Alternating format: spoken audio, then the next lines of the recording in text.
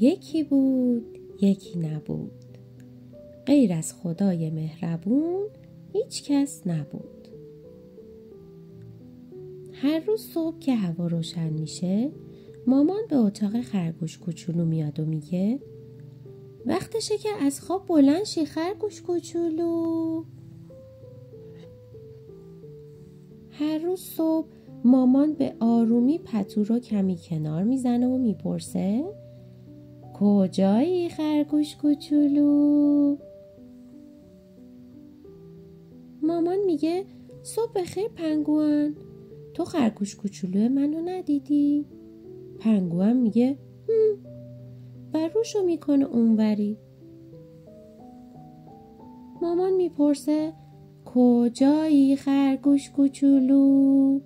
و کمی بیشتر پتو رو کنار میزنه.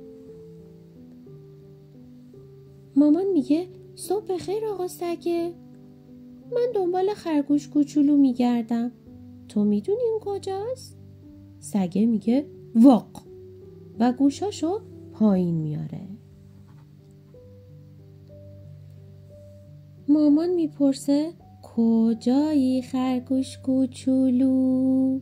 و این بار کمی بیشتر پتو رو کنار میزنه. مامان میگه صبح بخیر آقا خرسه، تو میدونی خرگوش کوچولوی من کجاست؟ آقا خرسه میگه بروم و دوباره چشماشو میبنده. مامان میپرسه کجایی خرگوش کوچولو؟ و این بار همه پتو رو از روی تخت کنار میزنه. مامان میگه آها اینجاست خرگوش کوچولو من. خرگوش کوچولو میگه صبح بخیر مامان.